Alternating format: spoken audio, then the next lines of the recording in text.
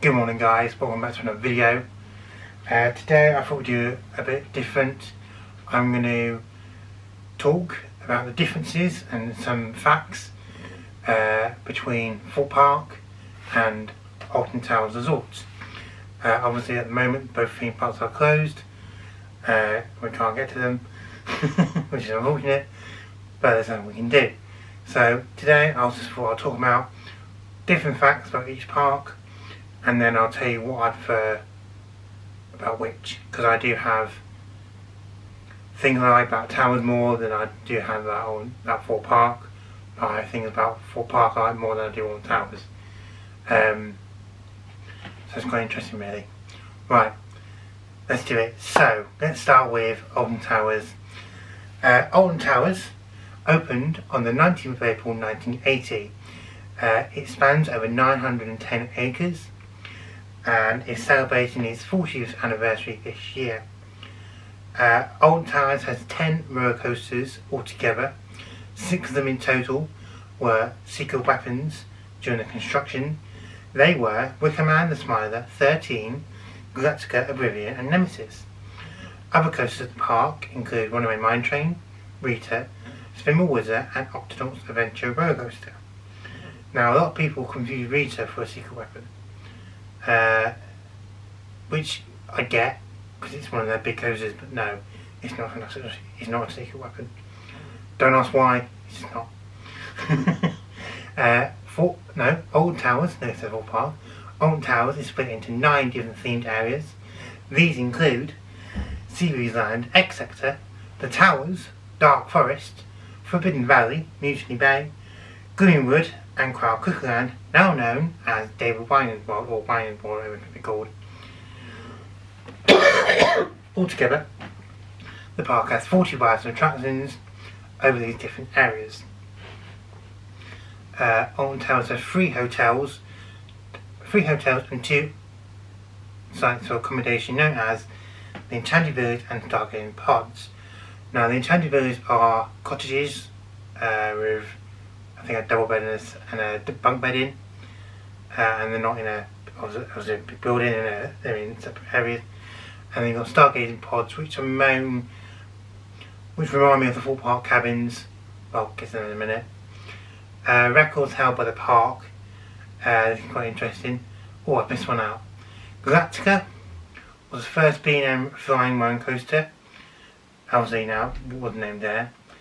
Nemesis was Europe's first inverted roller coaster, and Oblivion was the world's first dive coaster. And 13 featured the world's first free-fall the world's first vertical free-fall drop element on a roller coaster.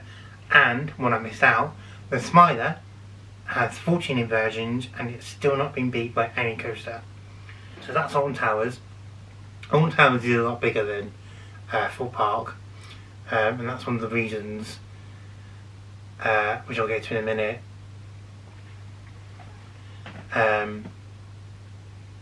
But yeah, right, Thorpe Park.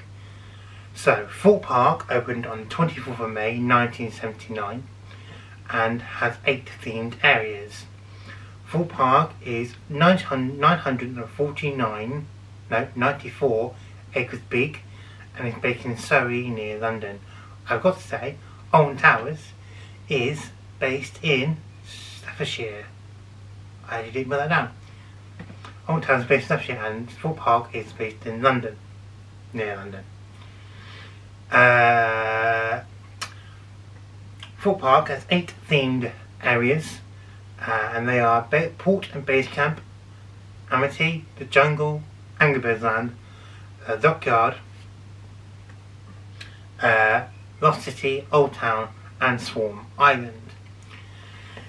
Thorpe Park has 7 roller coasters, and they are the Swarm, Saw the Bride, Stealth, Nemesis Inferno, Colossus, Walking Dead the Ride, if you can call that a coaster, and Flying Fish. Thorpe Park has 26 rides and attractions altogether, and Thorpe Park only has one, I wouldn't call it a hotel, one site for accommodation I'm going to call it, and that is known as the Thorpe Hotel, but I think that's been changed to Thorpe Cabins. I'm not 100% sure on that one. But anyway, records held by Thorpe Park are: Nemesis Inferno was the first inverted coaster to feature an interlocking corkscrew. I didn't know that. The Swarm opened as Europe's tallest wing coaster. Now, Soar the Ride has the steepest drop, not controlled by brakes, and was marketed as the world's first horror movie themed roller coaster. While the park claimed it had the world's steepest drop. However, this isn't true. Still Hawk at Indiana Beach opened the previous year with 111 feet drop, I assume.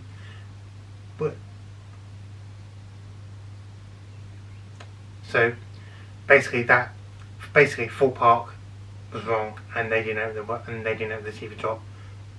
Indian Beach did. I don't know where that is actually. So it's now the 9th steepest drop on a coaster. Colossus held the world record for most inversions. Obviously that took over by Smiler. Stealth was the UK's fastest roller coaster, launching from 0 to 80 in 2.3 seconds, standing 102 feet. It also the second tallest coaster behind the big one. Rush was the world's largest screaming swing, opened in 2005, and Tidal Wave was Europe's tallest water ride. I didn't know some of these facts, so I'll show them. So that's the differences. Thorpe Park is smaller, a lot smaller, and it has less. Obviously, Towers is bigger, but it has more restrictions. Alton Towers can't build above the tree line. Now, I'm not 100% sure if Thorpe Park do have restrictions. I've not heard any restrictions.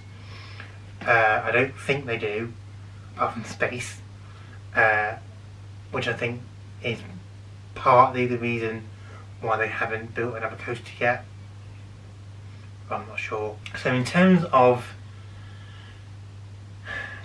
it's quite difficult because in terms of rides, I like Thorpe Park, and it's a lot closer together. It's not so spread out as Towers. Where Towers is a lot closer to me. It's only an hour away. Where Thorpe Park is about 4 hours on the train from me. I live in Shropshire. So yes, Thorpe Park I find is better. I do prefer the rides there, apart from Soar and Colossus. And The Walking Dead, because it's absolutely awful. But the Smiler. Alton Towers do have some good rides. I enjoy Galactica. I enjoy most of them. I enjoy more rides at Towers than I do Thorpe Park. I don't enjoy the Smiler. That's the only one I don't like. Apart from Mine Train, I can't get on with it at all. Apart from that, I haven't actually been on Octonauts, now I think about it. Apart from that, I do like all the rides at Towers, but the rides at Thorpe Park are more thrilling, in my opinion. Unless you're going on the Smiler. So yeah, now I think about it,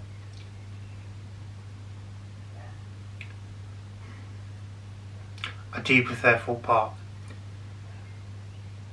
Just because it's a lot smaller. Yes, it's a lot further away, and that's why I haven't been so often in the last 3 years. I first visited in 2016, and I went with Eric for the first time in 2016. Now apparently I did go when I was younger, not younger, but obviously I don't remember it. I have no memory of it whatsoever. But I do remember going to Towers quite a bit when I was younger. Don't know what I went on, but I do remember going. And speaking of that, I am at the moment waiting on some devices to link up my old, not my old camera, my dad's old camera, which had the mini DV tapes, to my computer. I can digitalize all the tapes. So what this has to do with that is, I'm sure there's a tape from Alton Towers. So I will have a look and I'll let you know what happens with that. I might do a video on it if I can get enough footage from it. Anyway, moving on. So, yes, so I first went with Eric in April 2016. And then, a week later, I went with Luke in 2016. And I remember that so vividly because me and Eric stayed on an off-site hotel miles away. I can't remember where it was, but it was quite a while away. No, about 10 minutes away from the park. And we had dripping water. Eric will laugh at this. And we had dripping water all over the areas. Anyway, and the pizza was very expensive. And then the week later, I actually stayed in the on-site hotel with Luke. At the time, we did have annual passes, but I didn't know how to get a discount for that, so that's why we stayed in off-site hotel. So yeah, Thorpe Park is the better park. It's got more thrilling rides. Obviously, they're both owned by Merlin. But yeah, I do prefer Thorpe Park because of its size and its rides. That's all for this video. Hope you enjoyed this video. Thanks for watching. I'll be back next week with a review of a coaster. This is a series I'm going to do of park versus park, and then probably a review of a roller coaster. So yeah, stay tuned for them. I'll be uploading twice a week until I can go back to work, hopefully. Just for something to do. But yeah, thanks for watching, and I'll see you in the next one. Bye guys.